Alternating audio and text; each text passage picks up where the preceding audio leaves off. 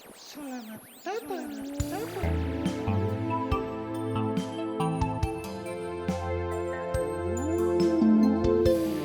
Ya, selamat datang di episode terbaru dari Jongkok Astral. Perkenalkan gue Dimas Bramastio. Gua Andika Dimas Moro Siregar. Dan bintang tamu kita hari ini adalah bintang tamu yang cukup spesial, yaitu adalah Hans David. Yeay. Gak ada yang mau tepuk tangan masih. Gua bantuin. Siapa anak ini? Anak ini siapa ya? Teman kita salah satunya. Iya. Kenal di mana? Lihat dong bajunya. Asik. Jujutsu. Asik. Cuma paling penting adalah Mas Hans ini salah satu wartawan senior lah di Jakarta. Jakarta gitu kan. Ya. Pokoknya Ya, kalian bisa search sendiri lah. pokoknya ada Backgroundnya dia. Jakartanya dah yang bahasanya bahasa asing ya. Mm-mm. Ya, nah jadi coba Mas Hans diperkenalkan lebih dalam nih. Sebenarnya Mas Hans ini wartawan, tapi dia tuh seperti apa? Wartawan yang seperti apa gitu? Ya, gue wartawan udah 10 tahun kerja di wartawan, sekitar 7 tahun pertama gitu. Gue ngecover politik nasional sama ekonomi, terus baru 3 tahunan ini kali gue kerja di desk gaya hidup lah, jadi dan juga jadi deputi editor untuk gaya hidup. Apa kamu terlalu berbahaya, Mas? Oh enggak, saya orangnya baik, nggak tahu apa-apa saya. Iya, jadi itu kenapa lu tiba-tiba sekarang nge-cover gaya hidup padahal tadinya lu meng-cover hal yang ya quote and quote lebih serius gitu. Ya karena udah jenuh aja waktu itu sih. Tapi itu kemauan lu sendiri, bukan Bukan lo disuruh. dipindahin kan? Ya, kemauan gue sendiri gitu. Dan disambut meriah dengan Iya dong. senior. Oke.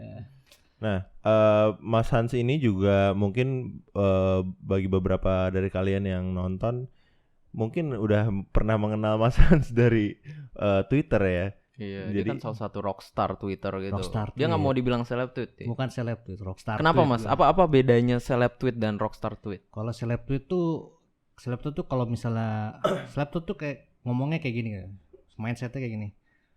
Lu mau bayar gue berapa gitu untuk gue ngepromoin produk lu gitu. Oke. Kalau rockstar tweet itu mindsetnya selalu apa yang bisa saya bantu gitu. Dan gue nggak ngarepin kayak Boleh, apa. boleh, Gue boleh. cuma nanya apa yang bisa gue bantu gitu. Oh, kan. berarti lu nggak terima endorsan di Enggak. Twitter ya? Oke. Enggak, gue kadang-kadang terima endorsan juga gitu kan. Gue pernah waktu itu ngebuzzer suatu produk, tapi gue selalu bilang bahwa gue bakal mau ngebuzz kalau misalnya gue boleh ngasih hashtag ad atau iklan gitu sebagai disclaimer, dan gue nggak mau ngebuzz yang namanya perusahaan tambang, sawit atau politik gitu. Oke. Kenapa? Dan Mas? karena itulah makanya gue nggak laku jadi buzzer anjing. Oh, iya iya. Kontol. Kamu bagus juga ya ideologi pandangannya ya, tidak mau dibayar oleh orang-orang seperti itu gitu. Jadi apakah bisa disebut Mas Hans ini seorang SJW gitu?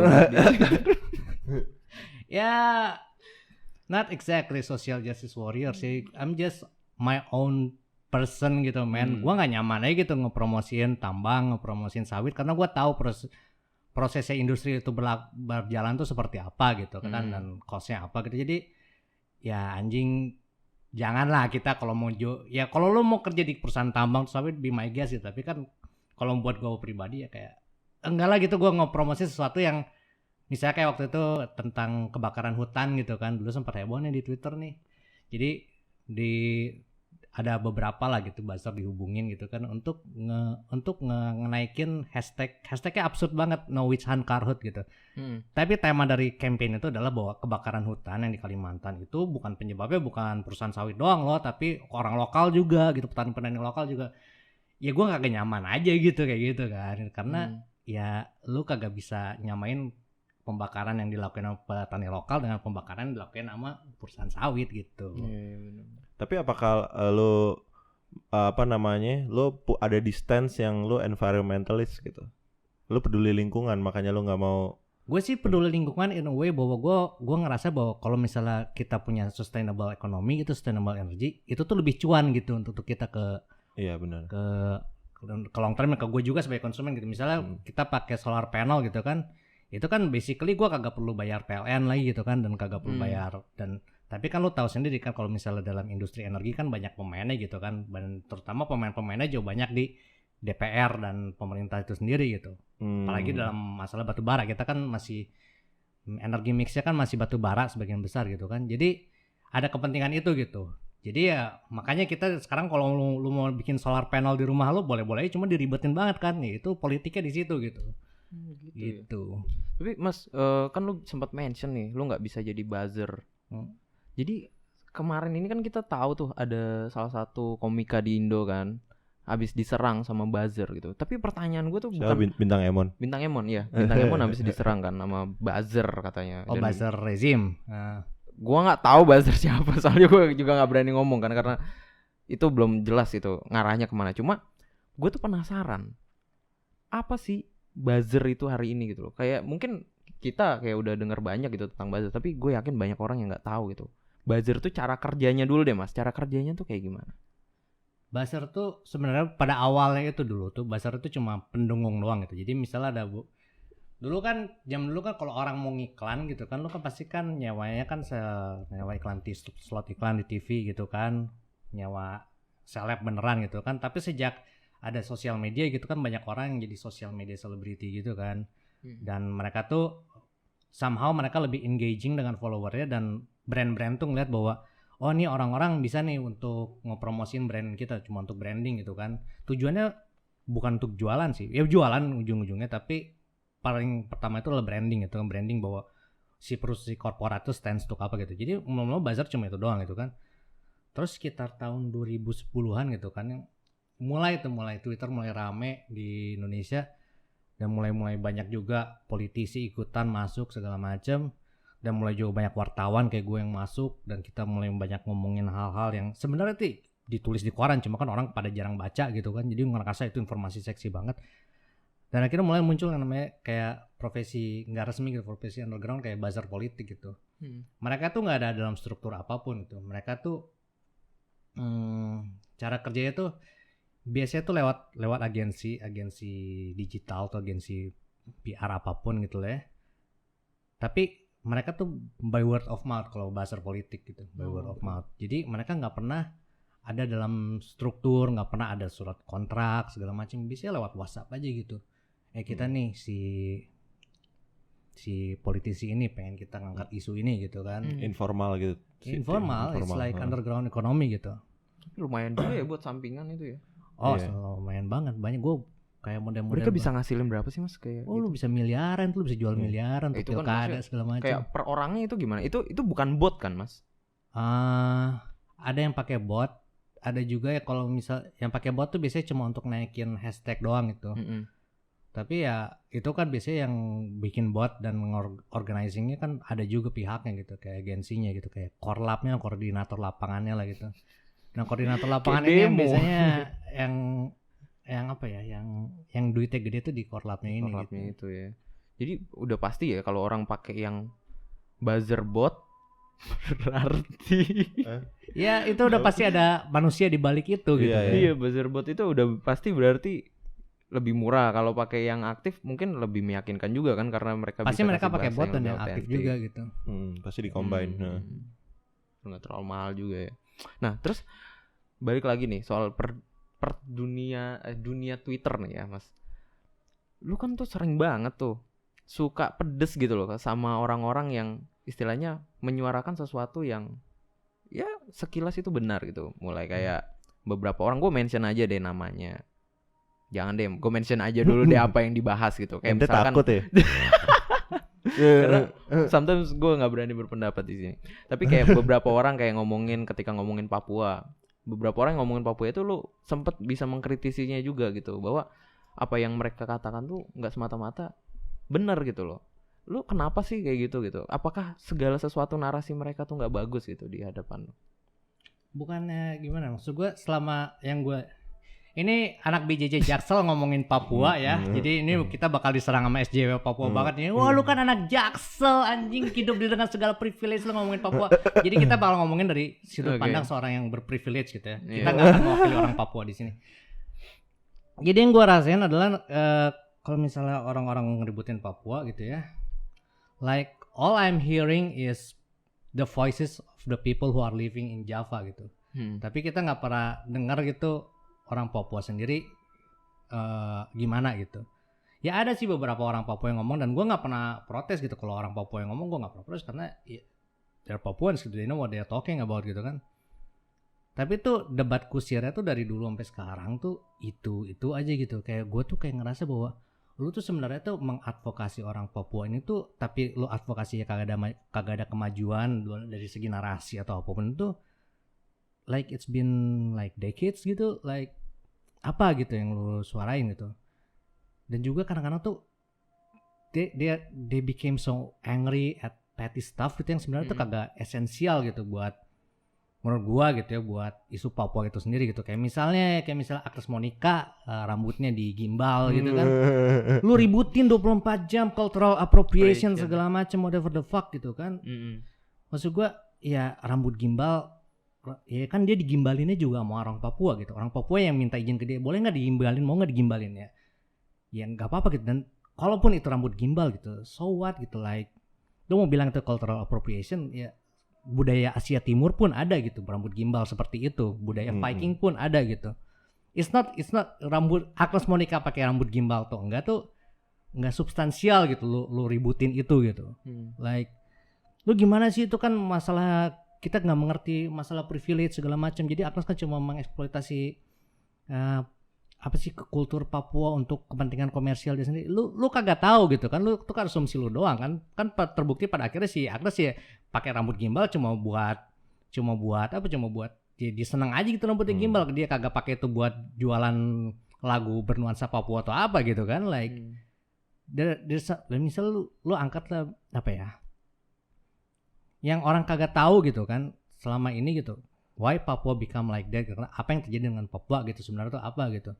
Like why don't these people tell the actual truth gitu about what the fuck is happening gitu. Kenapa lu ngomongin tentang rambut gimbal Agnes, terus misalnya ada selebriti yang kulitnya dihitamin gitu, like itu udahlah, itu emang mungkin ada cultural appropriation, you can debate on that, tapi jangan jadiin itu jadi main thing gitu ya. Main thingnya gitu menurut gue gitu. Menurut gue kita sebagai orang Jaksel yang berprivilege ya, kelahiran Bandung, tapi never been to Papua. Tapi menurut lu sebenarnya masalah yang the main thing itu apa di Papua sekarang? Jadi gini, gue nggak akan ngomong, gue juga ini karena sensitif gitu ya.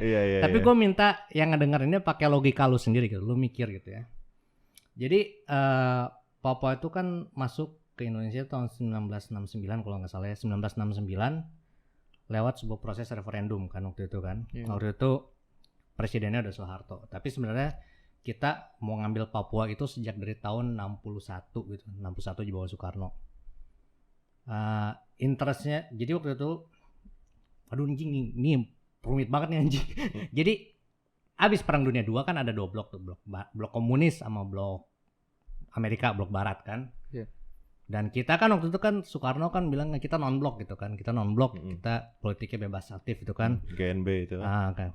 Jadi politiknya bebas aktif, maksudnya itu kalau kita diajarin di sekolah-sekolah itu arti kita independen, padahal sebenarnya kita sosok indie. Ya, padahal sebenarnya tuh Soekarno tuh pengen kayak gini. Aduh anjing, gua ngomong Soekarno lagi anjing. Jadi enggak.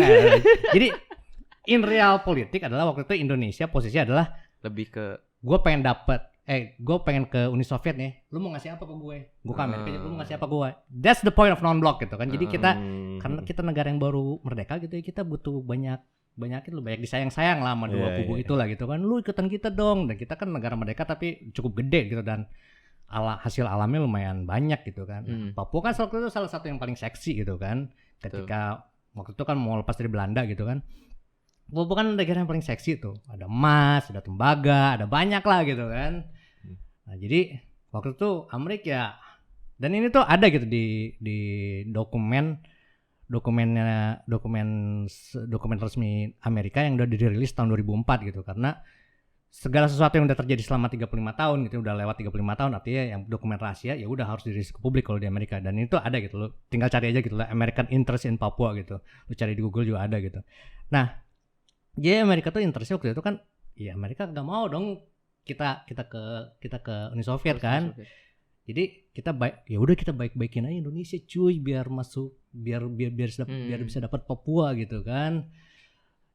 Terus dari 61 gitu kan, 61 terus meletus lah 65 yang kagak jelas itu gitu kan, gara-gara ya nama juga Partai Komunis partai komunis udah pas hampir pasti menang pemilu terus ngelakuin blunder, terus meletuslah pendudukan komunis, terus genosida, terus 68 Soeharto naik jadi presiden, dan akhirnya 69 ya udahlah mulailah di UN sama Amerika gitu, ya udah kan penengah mediatornya kan waktu itu Indonesia sama Papua,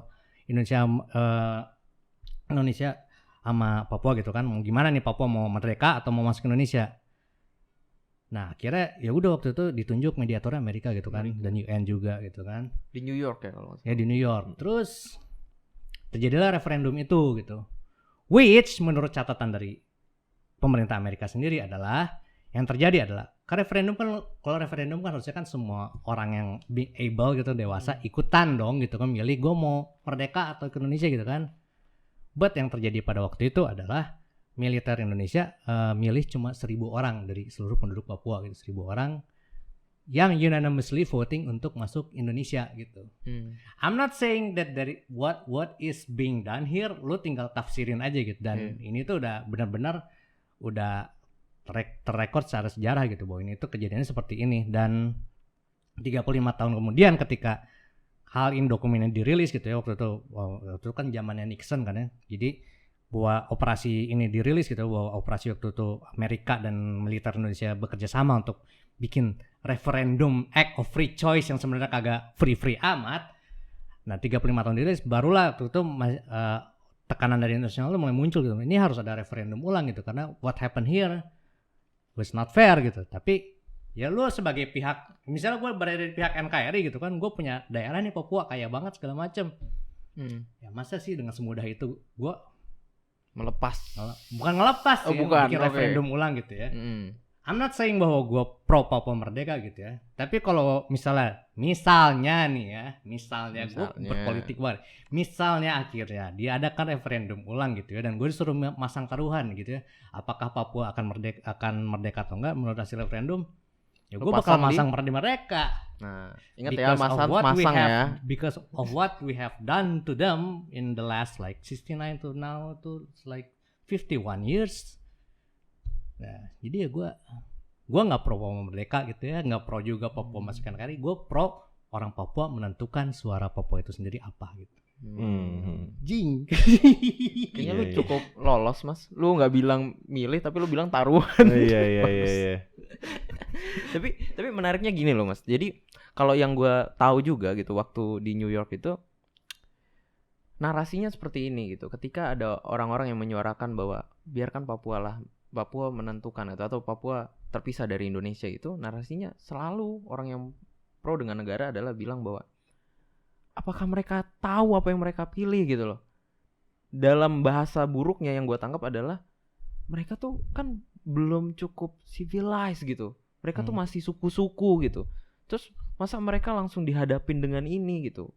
Terus jawaban ketika dibilang seperti itu menjadi alasan untuk mereka diwakili oleh 1.000 orang itu aja gitu mungkin ya. Nah, tapi pertanyaannya untuk hari ini gitu. Kan dari proses itu kan intinya kan mencerdaskan bangsa itu salah satu narasi dari Indonesia kan. Nah, sekarang udah selama ini seperti yang lu bilang itu kan seharusnya orang harus punya trust gitu loh tentang Papua bisa menentukan apa yang mereka inginkan gitu. Tapi kenapa sampai hari ini masih ada aja argumen kayak misalkan oh ya tapi kayaknya mereka pisah dari kita pasti bakal lebih buruk deh.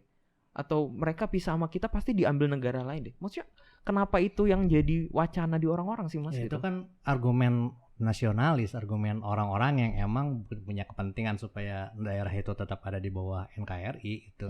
Tapi kalau lo misalnya lo lucutin gitu baju nasionalisme lo gitu dan lo pikir pakai common sense gitu kan, apalagi pakai ya pokoknya lo ngomong sebagai orang bebas aja gitu, orang bebas yang gak terikat sama negara ataupun lo tahu gitu common sense itu apa gitu kan yang harus dilakuin gitu kan. It's like gue selalu bilang bahwa Papua tuh kayak KDRT gitu sama NKRI ini gitu. Boleh oke. Yeah. It's like it's a domestic violence gitu. What we've done to them is a domestic violence gitu. Contohnya apa perbuatan yang mengkategorikan itu jadi domestic violence? Yang waktu zaman Orba gitu ya, itu zaman Orba tuh ya paling kerasa itu adalah budaya mereka tuh pelan-pelan dihilangin gitu. terjadi Jawanisasi lah gitu. Jadi misalnya rumah mereka yang dari apa sih namanya Honai gitu kan ya, pokoknya sama Orba tuh dibikin supaya ya lu pakai rumah gedong dong kayak orang-orang di Jawa gitu kan. Gua nggak tahu itu terjadi. Terus juga makanan pokok mereka juga dipaksa untuk makan nasi gitu kan. Jadi apa ya? Iya itu. Anjing. Itu buat cara Itu buat tuh itu ya. genosida yang Gua nggak tahu genosida yang nggak se ekstrim Hitler gitu, tapi Iya, pelan-pelan lu secara generasi lu ilangin Iya, identitas Identitas, kepapuan mereka gitu. Anjing. Wah. Gue Gua baru tahu. soalnya mikirnya gini loh Mas. Jadi kayak misalkan nih kan, contoh banyak orang kayak selalu merasa ya anggaplah gue orang bodoh gitu ya. Gue dari kecil gue dilahirkan di Depok. kebetulan gue lahir di Rian gitu, tapi gue banyak besar di Jawa gitu. Tapi doktrin gue pertama adalah mungkin selain dari agama adalah lagu kebangsaan. Jadi nggak mungkin gitu Mas kita bisa bilang bahwa diri kita tuh nggak nasionalis gitu, karena pada dasarnya kita didoktrinnya seperti itu gitu. Kita diajarkan PPKN dan lain-lain sejenisnya.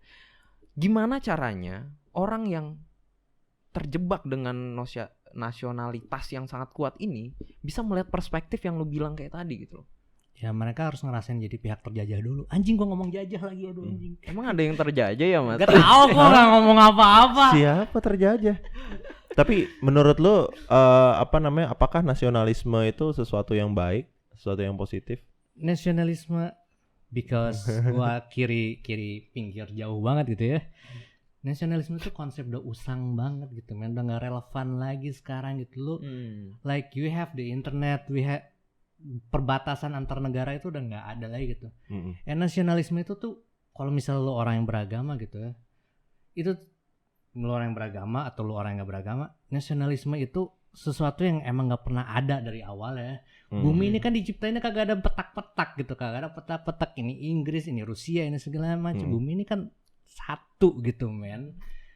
If you think gitu, nasionalisme itu kan cuma dibikin gara-gara ya orang-orang jadi greedy gitu, orang-orang pengen caplok lahan segala macam, dan akhirnya menciptakan negara-negara caplok negara lagi, an endless cycle of violence gitu, on one state to another state, on a society to another society gitu kan. Apa sih segitu pentingnya nasionalisme gitu, men? Maksud gue ini kan dulu kan pahlawan kita banyak yang gugur gitu untuk memperjuangkan negara ini. Kalau negara ini sampai pecah, kenapa? Enggak, they don't fight for negara ini berdiri. Mereka tuh they fought for supaya kita tuh bebas gitu, men. Menentukan they don't. Gini, kalau misalnya lu udah ngerasa bangsa itu gitu ya, nation gitu kan ya. Bangsa itu kan adalah sekelompok orang dari berbagai ras segala macam yang ngerasa senasib sepenanggungan, dan akhirnya ya udah kita bikin bangsa gitu, bikin satu negara gitu kan. Enggak juga sih, itu negara ya. Kalau bangsa beda lagi, bangsa justru ada identitasnya lebih itu lagi. Tapi pada inti gitu, ketika lu udah ngerasa bahwa kayaknya ini negara kagak pernah kayak yang sekarang terjadi di Amerika gitu, orang-orang kulit hitam gitu. Ini negara kayaknya nggak pernah ngemihak gua gitu. Iya, buat apa gitu lu pertahankan nasionalisme yang udah nggak senasib sepenanggungan itu tadi yang lu bilang, yang berlandaskan ideologi kekerasan gitu. Sebagus apapun lu suarakan gitu dalam konstitusi gitu, pada intinya kan lu tahu negara itu kan is a violence on the ruling to the oppressed. Iya. Benar sih. Iya. Memang sebenarnya kayak gue sering mikir juga kayak beberapa pihak-pihak di satu negara itu pasti kan ada, walaupun negara itu menjadi satu kesatuan, pasti itu ada berbagai pihak yang menjadi satu kesatuan gitu, dan itu akan ada timbul mana kaum yang ruling, mana yang oppress gitu. Dan banyak banget, nggak cuma di Papua gitu kan, gerakan kayak separatis gitu. Kayak Indonesia kan juga pernah mengalami daerah-daerah lain yang PRRI, yang Aceh. Bapaknya Prabowo kan lo yang terlibat PRRI. Itu menterinya PRRI Permesta itu bapaknya Prabowo itu. Iya, dulu Aceh juga ada GAM kan. Nah itu menurut lu sebenarnya ada nggak pandangan kayak gini, Mas? Sebenarnya lu harus ikut gua karena gua sebenarnya mau menyelamatkan lu. It's Mesiah bullshit, man. Itu disebutnya Mesiah kompleks. It's Oh, fucking iya. bullshit. Apa gitu, itu man. Mesiah kompleks? Mesiah Jadi- kompleks tuh Maksud- apa sih, kayak lu pengen jadi penyelamat gitu. Pengen terlihat sebagai superhero gitu. Nah, tapi di Papua ada nggak menurut lo orang yang masih berpikir seperti itu? Yang kayak kita tuh butuh Indonesia tahu? Ya mungkin ada orang Papua yang mikir seperti itu, gue nggak tahu gitu. Mhm. Soalnya kan kita kan selama ini dengar perdebatan kan orang Jawa sama orang Jawa ngomongin Papua kan. Betul. Iya sih, Seperti benar. kita saat ini gitu tentunya. Iya iya iya. Tapi iya. di sana jangan lupa ya, di sana juga migrasi orang Jawa di Papua Iya. banyak ya. Orang Jawa Oh, juga banyak iya. di Papua. Mm-mm. Gua nggak tahu. Dulu kan gara-gara transmigrasi dulu kebijakannya Pak Harto. Hmm. Itu juga menimbulkan konflik horizontal yang mendalam setelah reformasi. Terutama Anyway, Gue waktu lahir itu Mas ada tentara loh di rumah gue. Kenapa? Karena gue kan lahir di Papua waktu itu. Heeh. Mm-mm. Dan waktu itu ada tentara, nyokap gue cerita sih kayak buat apa gitu. Sampai waktu kecil sih nggak dijawab, tapi gue akhirnya udah sadar gitu kenapa ada itu. Memang waktu transmigrasi itu menimbulkan banyak pro dan kontra juga gitu loh. Oh lu bagian dari orang yang Iya. bermigrasi ke Papua itu. Orang tua gue Oh. bagian dari itu. Nah itu konflik horizontal yang lo maksud tuh terjadinya kayak gimana? ya kan dulu kan Jawa kepenuhan nih. Jawa kepenuhan terus Pindah. sama Soeharto ya udah lu pada Nyebar. transmigrasi ke Kalimantan ya ke Sumatera. Iya. Akhirnya kayak sekarang Sumatera Utara banyak banget orang Jawa gitu kan. Tapi kan ketika lu ngelakuin itu waktu zaman Soeharto kan lu mau nggak mau ya nurut sama Soeharto lah, bohong dia Panglima Angkatan Darat, ini Angkatan Darat itu kuatnya setengah mati gitu kan. Ya udah gitu. Kalau di dulu guru-guru di buku-buku SD itu digambarin keluarga transmigran tuh bertani dengan bahagia gitu. Iya. Gitu kan anjing. Padahal kalau yang dipindahin ke Kalimantan kan tanahnya kagak cocok untuk Iya. beras tuh anjing. Jadi banyak juga.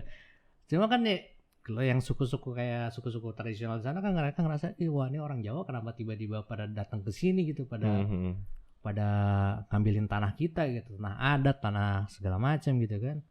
Dan akhirnya ketika si reformasi itu terjadi gitu kan, waktu awal-awal pemerintahan Gus Dur kan banyak banget konflik dengan antara penduduk asli dengan transmigran. Yang paling berdarah ya itu yang mungkin paling nyeremin ya yang di Sampit itu, yang di Pontianak, yang di Sampit dan di Kalimantan itu yang sampai orang berdemo ke kantor polisi bawa kepala orang gitu. Anjrit. Iya buat jadi bukti.